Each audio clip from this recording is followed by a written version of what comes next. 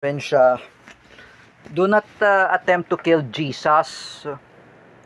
However, if Joyce Titular and Peter Kairos have heard some negative words in 700 Club Asia, even the others who will heard something, even who among who loves Jesus, o Kuya Bear, Wawel Romero, o Buddy Castro, Kuya J, or Nanay Net, it will be hurt. Including the family members of Jens Manaid. You should never ever to say those words against Jesus. You know, Carlo Orencia, I know you are my former friend.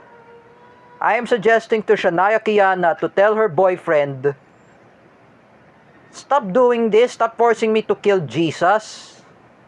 You know, Jared Dino says to me, why did you threaten to kill Jesus?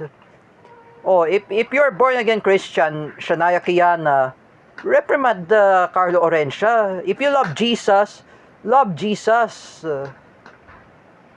Is this a kind of person to threaten to kill Jesus? And I said, what kind of person that he threatened to kill Jesus?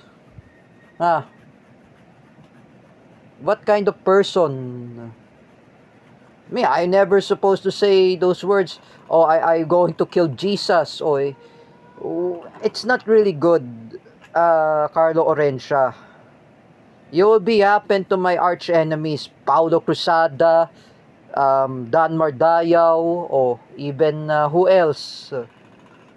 Escal Penumbra, Ate Dina Guillermo, and even the other Marcos loyalists who were fake Filipinos. They want to kill Jesus. Carlo Orencia, Jesus is always protect Rodrigo Duterte, Fidel Castro, Vladimir Putin, Ali Khamenei, Saddam Hussein, and Nicolas Maduro, and Hugo Chavez, and Che Guevara, and Xi Jinping, and Kim Jong-un.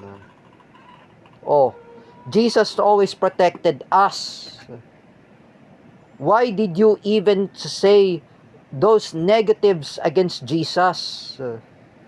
Would I ever to say to Luis Cabales that he said, pinako na nga po si Jesus sa altar, like in the cross, and I said, bakit pinako si Jesus? Because of the times of the Romans.